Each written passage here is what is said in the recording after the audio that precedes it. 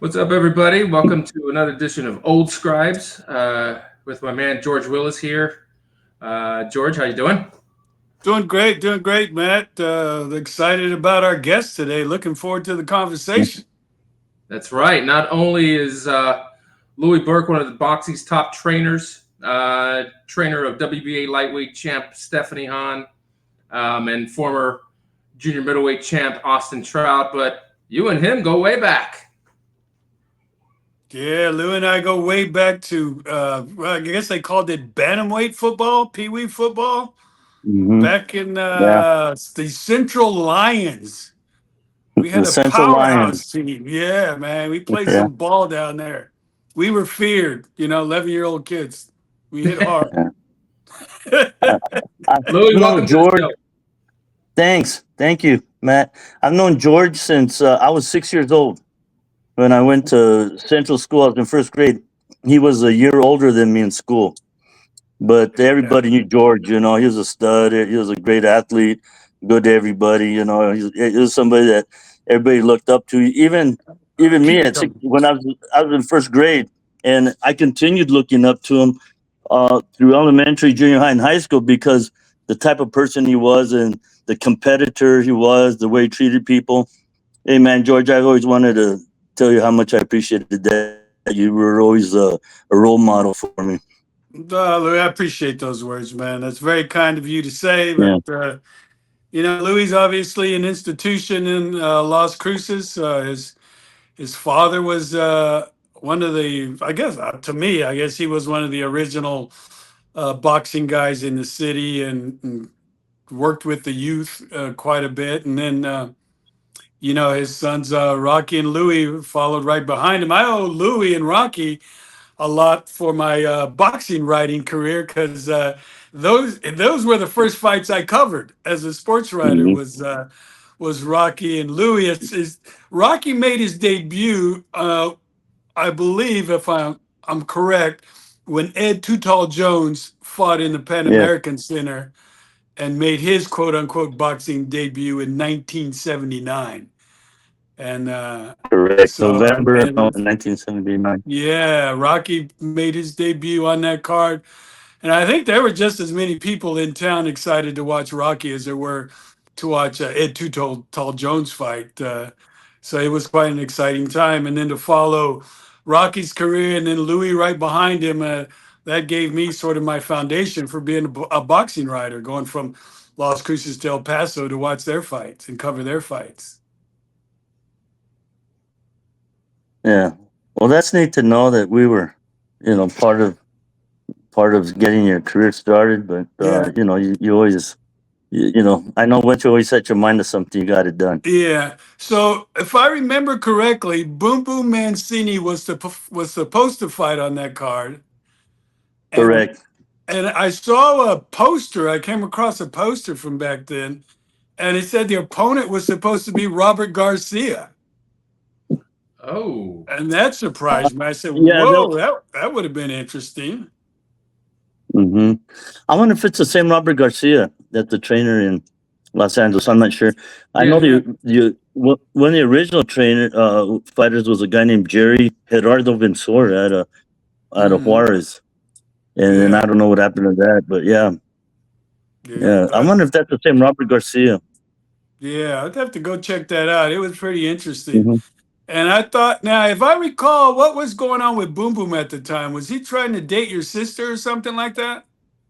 Oh, they were dating. Yeah, they were.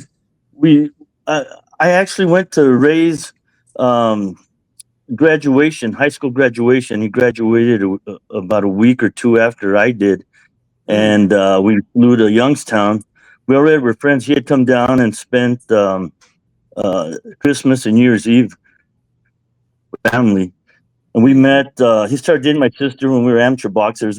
They had the National Golden Gloves in 1978 in Albuquerque, and Hmm. so when my family was over there to watch my brother fight, we got to meet Ray, and my sister met him first, and they stayed in touch, and then he came down to visit my sister in Hmm. 1970, 78, 79. It was Christmas and New Year's, and we became pretty close friends. And then I flew down, my sister and I flew down to watch him graduate from high school.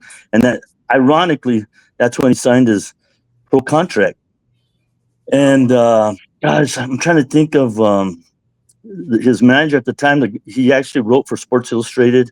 I'm trying to think of his Pat name. Wolf? Was it Yes, Pat Putnam? Wolf. A Wolf. I think it No, was it's Wolf.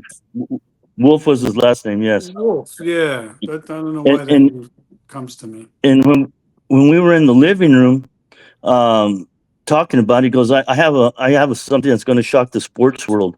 I'm working on something right now. And I go, what's that? And he said, I just signed Too Tall Jones to fight his first pro fight.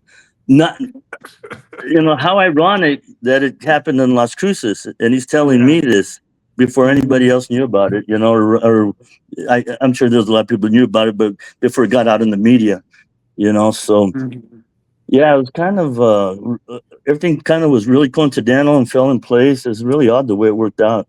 It was one of those You know, Forrest Gump moments. Louis, the first fight card I ever went to was July of 1984 when Louis Burke versus Charlie White Lightning Brown. Yeah. And I mean, it's funny because you had a hand in the beginning of George's career, and you kind of had a hand in the beginning of my career. That was the first live fight I went Wow. to. The crowd That's neat. was unbelievable. It was a great fight. Mhm. Everybody was pissed off that you lost because everybody. Mhm. I mean, I thought you won, and it was just a great atmosphere. Yeah, I just remember my dad taking me to Cruces to go see the fight, and that was Mhm. I never looked back. Mhm. Yeah. Mhm. Well, It was that's great. neat to know. I think you Mhm. told me that story before, and that's really neat. I'm glad I had something to do with the beginning of your career as well. That's pretty neat. Mhm. Yeah, Another Forrest what Gump was it like? moment. What was it like at that time? Just because you were a pretty big thing in Cruces at the time. You were coming up in the lightweight ranks, and Boom Boom Mancini was coming to visit you in Cruces, and it kind of seemed like good times for you. Yeah, those are. It was surreal, and the way everything fell in place. Just like with Ray coming in and Ed Too Tall Jones having his first fight here after hearing about it a few months before it happened. Just the way everything fell in place was just really coincidental and surreal. But it made it, now looking back, it made it really special. It almost doesn't seem real, that happened. But it was kind of neat, the way everything worked out. And I think that fight kind of catapulted you to the really big fight with Camacho, right? Yeah. Yeah, we fought, I guess a few months after that, almost a year after, I guess we fought. Yeah. Yeah, pretty exciting going at that time. Just to know, I mean, Camacho at that point was superstar. And you were on national television. I mean, what was that like to, just to be that in the spotlight like that? Yeah. Well, it was, it was it was just an awesome moment. Like, it was hard, um, especially coming from Las Cruces. Las Cruces, it was a smaller town, and it was, everything seemed bigger than life. I was always in awe of everybody, and Ray knew, like hanging out with Ray Mancini, he knew everybody. He knew all, um, Frank Sinatra, and he knew all these guys. And I met a lot of people through him. It's just, people that I saw on TV that it just didn't seem real, just at that time, it just didn't seem real. And, I was starstruck. I'll be honest. I was really, coming from Las Cruces, I was really starstruck. But when I fought Camacho, I really thought I could win, and I was going to try my hardest. And I didn't let that starstruck me so much, but just the surroundings, at that fight, uh, Jimmy Brown and Franco Harris had a competition the day before, That's right. or a couple days before, against each other, and they were there at the fight at ringside. Of course, it was at Harris Trump Plaza, so Donald Trump was there at ringside, and there was a few other celebrities that were there. That I didn't know about this till after the fight. People told me that who was there at Mhm. the fight, but it was just thinking, wow, they came to watch Camacho, and then they came to watch me. But just the fact that they saw both of us fight was pretty neat, and that they were there at one Yeah. of my fights. Yeah. When I think about your career, I always think about your wars with Freddie Roach. And you had some pretty tough battles with him. I think the Mhm. ESPN belt was on the line a couple of times, but you two guys waged a couple of tremendous battles, I remember. Yeah, that's the fight that really catapulted my career, was beating Freddie. We had wars, and just at that time, I remember a friend of mine telling me, a friend that I went to elementary school with in junior high, and he saw Freddie fight on ESPN, and this is like about 8 months before I fought Freddie Roach, and he goes, "Hey, there's this kid called Fast Freddie Roach, and I just saw him on TV." He says, "Man, whatever you do, don't fight that guy, man. He'll mess you up." And I thought, man, I hope I get to fight this guy one of these days. Once he said that, and just by coincidence, and him and I ended up fighting, and yeah, we both fought our hearts out. We both put everything on the line, those fights, and it was more brawl than skill. It was a lot of guts, and that's it was a fan friendly fight. The fans loved it. And it that boosted my career. Just I think people appreciate fighters that even though they might not be the most skillful fighters, as long as they show heart and go beyond what people expect them to go. I think people appreciate that. Like the Ward Gotti fights, those are just Mhm. epic. And when Freddie and I fought, it was the same feeling. Mhm. What is your relationship with Freddie now? And I only ask that because Hmm. he doesn't have he hasn't really lost a lot of his like passion. So Hmm. one time I asked him about Tommy Cordova, that Albuquerque Hmm. fighter who, they were in some great fights, and I think Cordova upset Yeah. him. He beat him one time. I think they fought a couple times. And I said, I asked him about those fights, and I said, what'd you think? What do you think of him? And he goes, "Oh, I think he's an asshole." It's there was no love loss. You would think that a few years, would soften the animosity, but it did no such thing. So I ask you the question. I'm sure you guys see each other all the time. So what's your relationship like? Actually, I haven't seen Freddie in a few years now. But I love Freddie, and I have a ton of respect for him. And when we do see each other, we give each other a handshake and a hug, and he. There's a couple funny stories I have with regarding Freddie. And one time when I went to go to Ruidoso when he was training Johnny Tapia, and to visit Freddie and to see Johnny at that time, and I was talking to Freddie. They were doing a documentary about Freddie, so they wanted to get my point of view on a few things, and we're talking about it. And Freddie says, "Yeah." He said, "Well, I'll give you the first fight, but I thought I won the second fight." And I told him, "Freddie, if they let you put a glove on your head, you would have won both fights because he used his head so much in those fights. I came back like my eyes were shredded, man. Afterwards, I took so many stitches in both fights.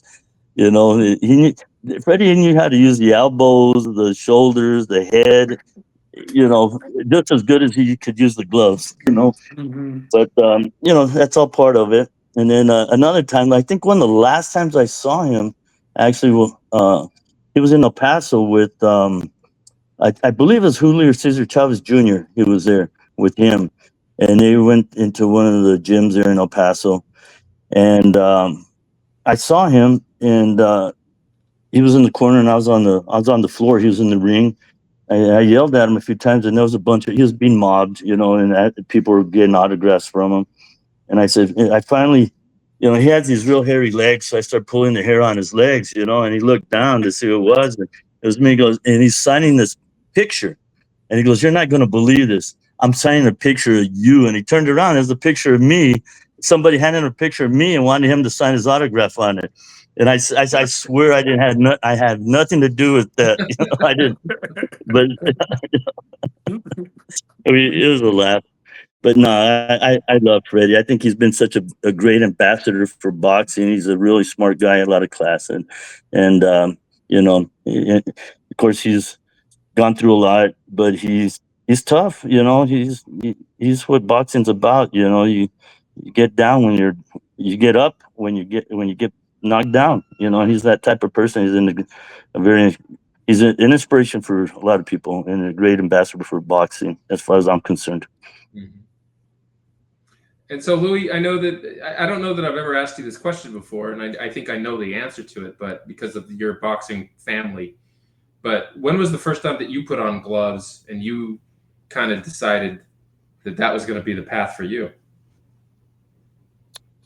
Okay, well, let me tell you another story. This is when I was getting ready to fight Freddie the first time for the ESPN championship, and we were at a press conference uh, in Las Vegas, and I believe it was at the Showboat Hotel, and my dad was with me. He's one of my trainers at the time, and they asked my dad. They said, "When did you decide your son was going to box?" He said 6 months before he was born. So you know, I mean, Sounds I about right. literally grew up. Literally grew up with, you know, wearing boxing gloves. You know, since I was an infant, just, you know, going to the gym, hanging out with my dad and my brother. You know, going to the gym with them since I was a little kid. You know, at that time, it was the boys' club. Wasn't even the boys and girls club. It was just the boys' club. My dad was one of the founders of the boys' club in Las Cruces, and they had a gym there at the time. And we used to, you know, I just go and, you know, hit the bag and wrestle around the mats with everybody. You know, just, you know, is a free babysitting service for my dad. You know, at that time. You know, so you know, we took advantage of it. Yeah, absolutely. Because I'm a product of the boys' club too. That was Yeah, a good place to grow up. man, I Because love that place. a lot of good people working there. You Hmm. know, the kids were good. We did a lot of things. We went hiking. We played ball. Did arts and crafts. And the best Yeah. thing was getting them the Days hamburgers, 6 hamburgers Mm. for $1 back in the day. 6 hamburgers for $1. That's the main reason I skipped elementary school during lunch. Yeah, all my buddies would all save up, you know, save up $1 and then go across the ditch and buy our day's hamburgers. Remember that? Yep, yep, good stuff. Oh So man, good memory. that's a good segue because you know the boys. It was just the boys' club back then. Now it's the boys. Well, there's boys and girls clubs, and that's Mhm. lucky for you, Louis, because you've trained a lot of very good women boxers. Notably Jennifer Hahn, now her sister Stephanie, who is the WBA lightweight champ, and big news this week, and that you know she was signed with MVP Jake Paul's promotional company. I mean, that's a big deal. I mean, she's you know, in with Jake Paul's influence these days. That's a big deal. Talk about that. Yeah, no, we're all very excited about it. Jake Paul has really gone beyond, you know, and to promote women boxing, and he's done a great job. He's a true promoter. I mean, you know, a lot of these boxing promoters I think got a little bit lazy at times, and because they had TV dates, they really wouldn't promote the fighters like back in the olden days when they had to find something that would pique the interest of the, the public in order to promote this fighter, you know, and Jake Paul's finding how to get these women, how to get them to become an interest in the public, to promote them individually and which creates a more interesting fights.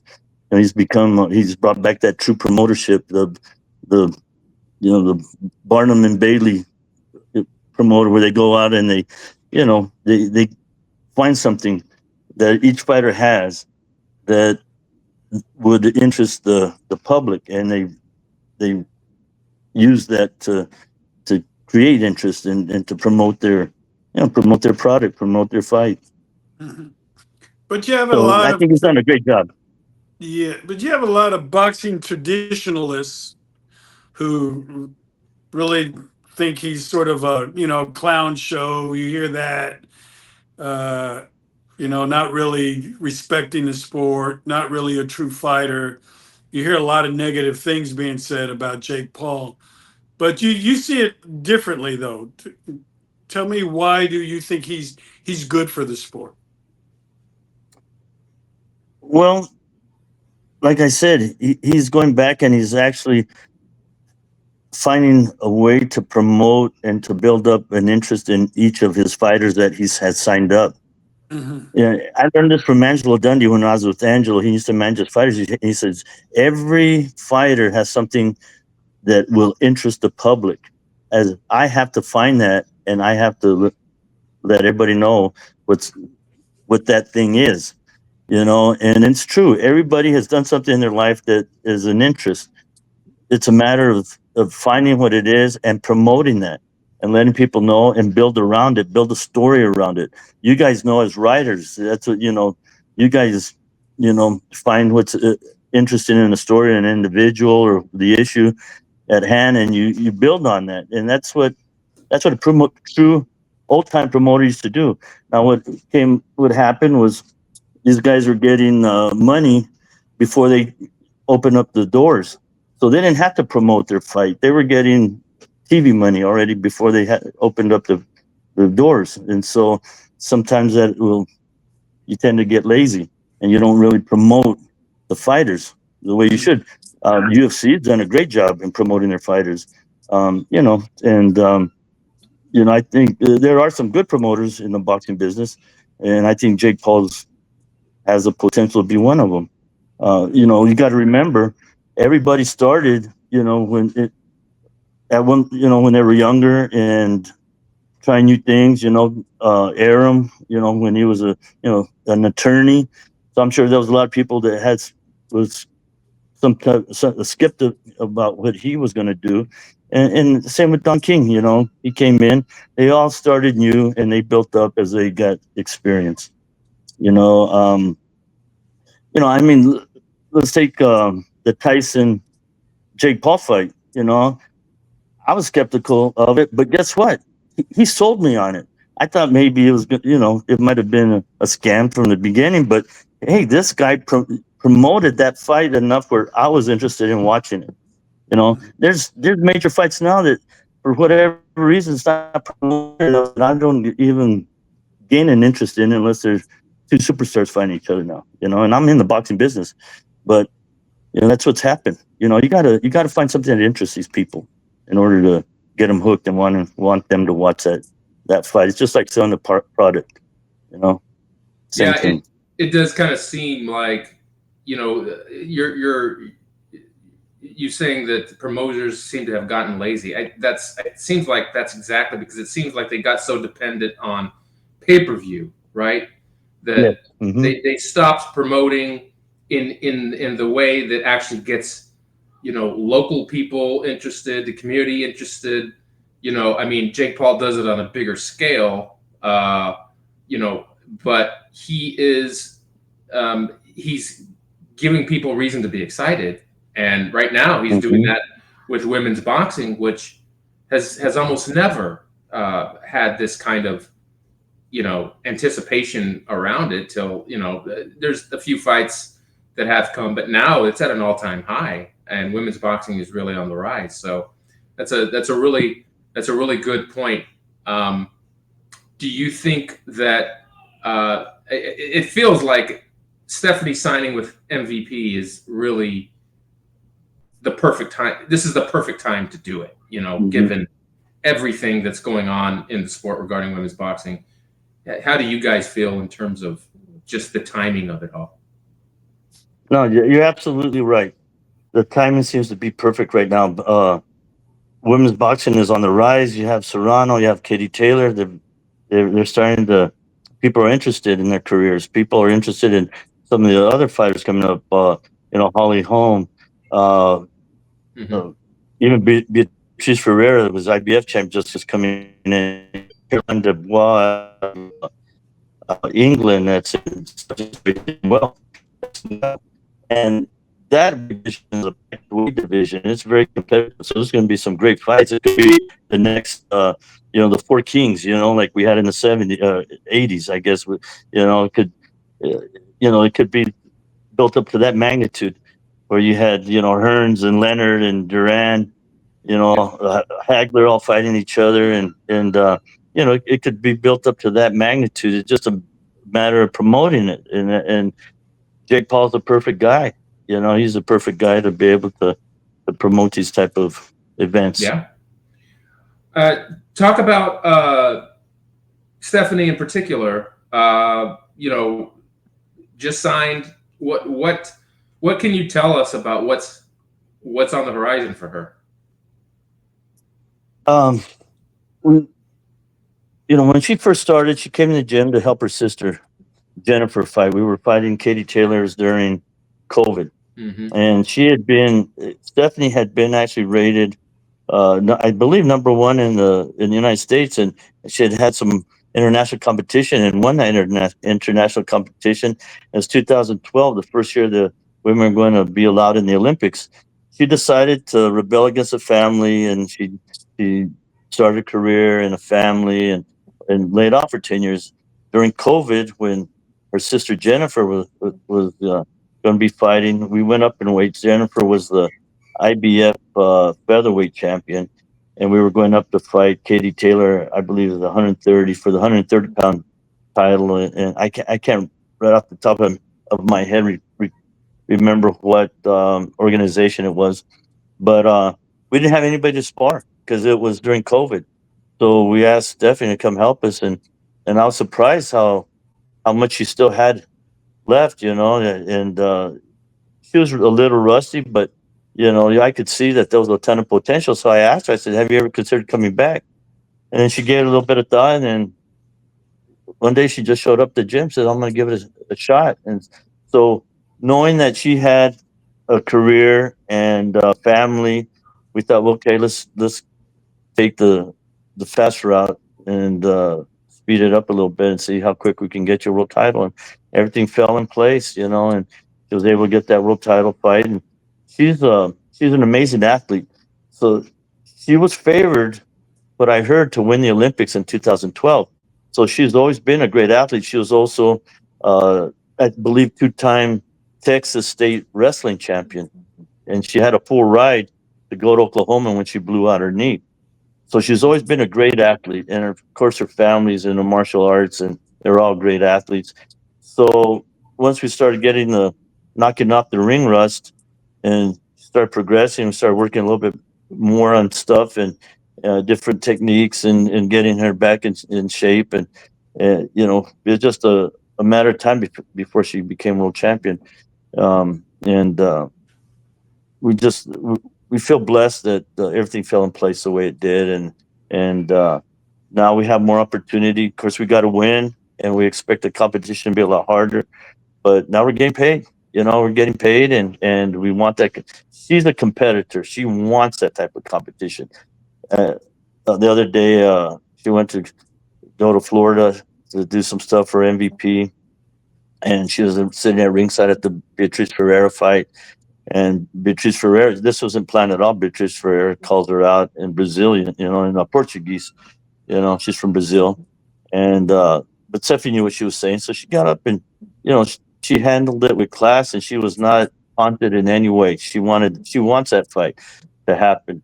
It's just right now we have some obligations we're looking at to uphold before we take that fight, but that's one of our goals as well, to try and unify the title. And when you talk about having a fighter having a hook, she's got several. She's a police officer, right? Beauty queen as well, and a mother as well. So she's got a lot on her plate, but a lot for people to identify with as well. So she Yeah. seems to be the type of person who should be pretty marketable as well. Yeah, no, definitely. I mean, she's a police officer, like you said. She's a mother. One of her children is severely handicapped. Mhm. She's a wife. She's done mixed martial arts. And now and then she's doing the beauty pageant, or did a beauty pageant stuff. So she's actually, beyond crossover. She's crossed over to a lot of different Hmm. uh, avenues. Just a lot of things she's crossed over into, and she's very marketable, and I think that's one of the things that MVP is looking at as well. The the opportunity to promote her more and to get more crossover people coming onto our side for support. In terms of her, I saw a quote that from her recently that she said that in terms of her technique and her game, she said that number one, that you're the only trainer that she ever considered, and that how important she is or you are to her. Uh, but also how at the time you were teaching her, she was giving you credit for teaching her how to effectively fight on the inside, so that her game is a little more layered. Talk about that. Talk about the things that she does well, and the things that she may need to, not improve on, but where are the areas that you guys work on, I guess. Um, well, she's she has a lot of power for a female. She's strong. She's strong-minded, and she's physically strong. She can punch like a man. She punches like a guy, and she hits hard. Of course, that's a big plus in boxing, and we're just working on just sharpening her skills, just honing her skills, just getting them better and better. She was off for 10 years, and so we're working on things that she had probably done before, but haven't done hasn't done in a while, and we're just working on and you know, trying to make things quicker and shorter and faster and more powerful. It's a just constantly working. Even when you hit that plateau, or you hit that peak, I should say. When you hit that peak, you don't plateau. You keep striving for perfection, and sometimes the results aren't as great as they are when you first start, but we're still going forward, trying to learn on everything that we do. uh, Trying to make the jab faster and quicker and stronger, and same with the right hand and the left hook and every aspect of her game. We're just trying to make her quicker and faster and stronger. That's a great point about the power, because I mean that does seem to be one thing in women's boxing that is sometimes lacking, right? It's the quick knockouts, the quick, the exciting knockouts over since boxing's been around over the recent years. They're slow in coming, but with Stephanie, that's definitely not the case. When she won the title against Hannah Terup, right? So She yeah. she went after it, and I mean that was an impressive knockout. So was that the game plan? Was that what you guys wanted?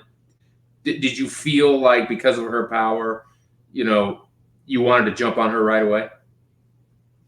No, not really. I believe in breaking a person down and trying to figure them out before we take any risk. She went in there and she landed that clean shot, and she felt she could take her out when she landed it and took advantage of it. I had thought we could stop Turlip, but I didn't think until about the sixth or seventh round. I thought she was going to break her down and then overpower her about the sixth or seventh round. I was shocked that it ended that early. To be quite honest with you. Yeah, that was impressive. I mean, that Mhm. was, Mhm. um, you know, uh, for her to go out there and do that in her hometown. Now, is that something that you think is looking to do? Get a title fight, another title fight in El Paso or Las Cruces or in the area? Is that one of your hopes? Well, she's had a lot of great support here in this area. So, if we ever get a chance to fight here again, that'd be great. It looks like our next fight's going to be probably in Florida in August. So, Okay. we're looking at that. We still don't know the opponent yet, or I don't anyway. Officially, I don't know if MVP has one in mind. I think they do, but nothing's been signed. So, it looks like we're going to be fighting outside El Paso for a while. But when we come back, it'll be great. There's talked about her and Holly Holm fighting. If Holly can win her next fight and get ready in the top 10, and of course Stephanie has to win as well, then we're looking at a mega fight, either in Albuquerque or El Paso. Wow, that would be awesome. That's an Mhm. unbelievable fight, really. I mean, That'd be tremendous. did what were your thoughts on Holly? I guess leaving MMA and coming back to boxing. I mean, she's been around a long time. The Mhm. boxing, then the MMA, then the back to boxing. That's I know I was a little, I wasn't crazy to hear it just because these are rough sports. Any thoughts on her coming back to boxing? Well, I know her camp. I know her people personally, and I know her camp have a strong feeling they can beat Stephanie, and we would like to give them that opportunity to try and take the title away from Stephanie. Because we're not going to let it happen, But we'd like to give them that opportunity. So, because I know I could see a good payday for both of them, and I think that's what it comes down to. And so, I'm praying that Holly wins her next fight, and I'm praying that Stephanie wins her next fight, so we can meet up and make it, a battle for the border or Southwest, north versus south, Yeah. Duco versus Busque, get a little bit, you know, it'll be a great fight. And so hopefully, and then with MVP behind it, promoting it, Yeah. man, I'm so excited. Believe me, I'm so excited. But I'm not overlooking our next opponent, and I know Holly Holmes has a tough opponent. So Yes. the next fight. So I'm just, I'm gonna start going to church. Doing my prayers. Well, Louis, you've been involved in big fights in the past, certainly with Jennifer and Avi, and then obviously Austin Trout. Talk about Austin and your time with him. I mean, obviously that was another big moment in your life when he fought Canelo, and you know talk about that time. And do you still keep in touch? I mean, Austin still lives in Cruces, Yeah. so you see him No, fairly no. He's lived in Houston since I think about a year before COVID. regularly. Okay. Mm. He moved to Houston, and he's training with the Bobby Benton, who was my cut man with him. When I had Austin, Bobby was my cut man, and he had his gym in Houston, and Austin's been working out with him. And Austin invited me to go to his first to be in his corner, but there's no corners in bare knuckle, and but it was interesting. It was interesting, and he's done very well with it. He's become champion and done well. And we keep in touch. I talk to him as often as I can. He's busy, and I get busy, but I think I spoke with him about a month ago, and he seems to be doing well. We text and Facebook each other quite a bit. And no, I just, I knew him when he came in the gym. He was 10 years old, and I was very proud of what he was able to accomplish. I was very proud of what I was able to accomplish with him. His Austin Trout's been a highlight of my life. He just, I had some great times with Austin, and he's still at it. I just want to make sure I pray he doesn't get hurt, and decides to get out when he feels he's ready to, and without any anything happening to him. But he's still successful. It's hard to walk away when you're still winning, and he's still been winning and looking good doing it. So that's but I had some great times with Austin when we fought Cotto, of course, with George was right there, and that was Yeah, really neat. That was that was a one of the special highlights night. of my life. Yeah, it was a special Hmm. night that night in Madison Square Garden. And then, of Hmm. course, when we fought Canelo, it was a little bit rougher because I think it was about 99% pro Canelo and 1%, Trout. I felt a little intimidated, to be honest Somewhere in with the you, but corner, right? Yeah. it wasn't the moment that we had in at Madison Square Garden in New York. Hmm. That was definitely a highlight of my life. One of them. Hmm. Every time when any of my fighters win the world title, when Jennifer won the world title in El Paso, I was felt the same way. I was proud and it, just happy. Yeah, it was one of the happy times of my life. It was like having when my kids, when I had my kids. Those are my highlights, and my fighters winning the world title is also one of my highlights. Stephanie, Jennifer, uh, even Austin, and even AB had some great fights. Hmm. AB he was right in the top 10 in the world and upset some good fighters. I thought we won the fight against Sergio Mora. I thought we got the wrong end of a bad end of a decision on that one, but. You know, AB had a lot of heart. The Hans, great people, really great people.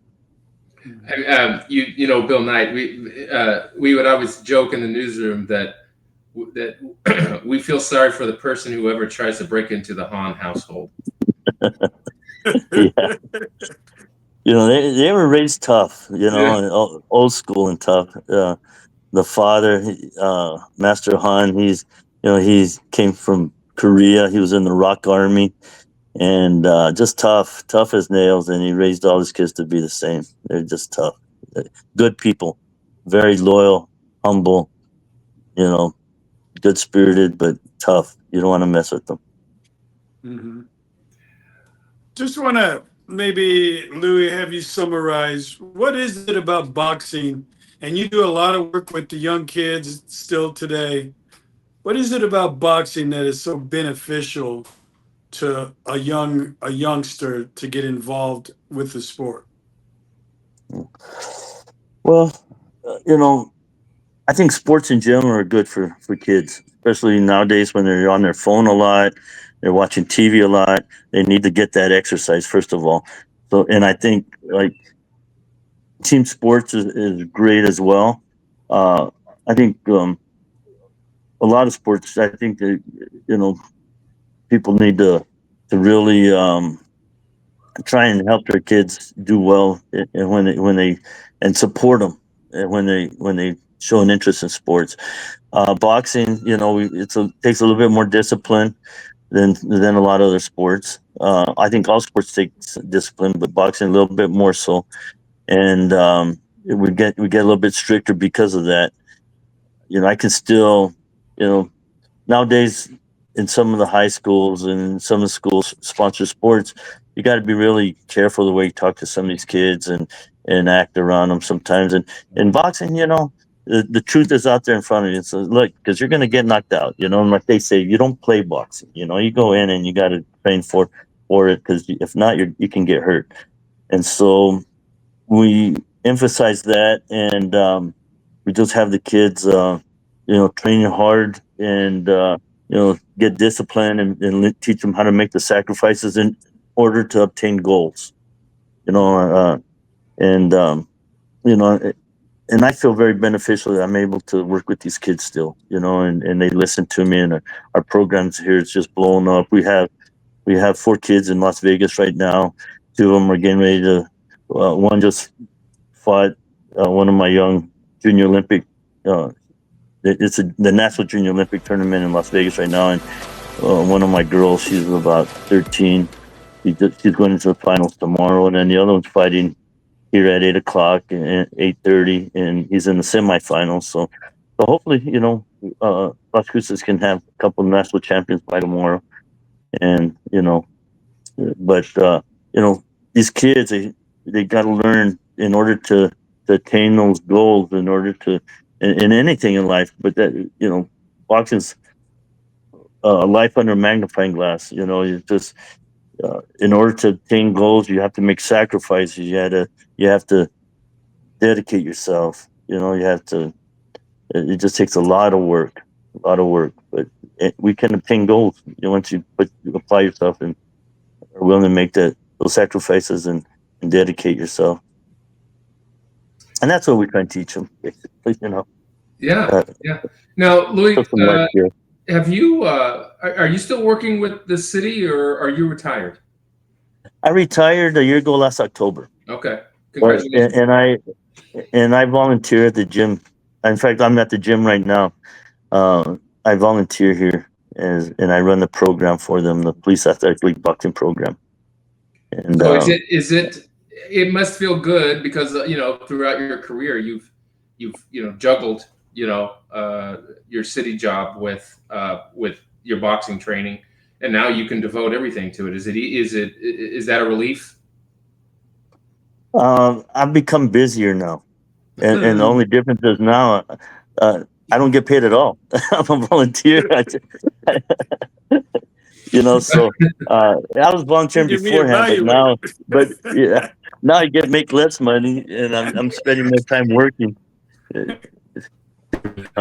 But I had a lot of support from the city. I was really blessed, and I had a lot of support from the fire department and a lot of support from my coworkers, and they helped me. In fact, now the fire department's helping administer. We get city money, and they're helping me, administer that money, and we're renovating the building, and unfortunately in Las Cruces we've had some tragic incidents, and in the last a couple months, we had a shooting at the park where several young kids got killed, and we're shooting people up, and it was all demographic of the kids that are the age, and it's what we have in our gym.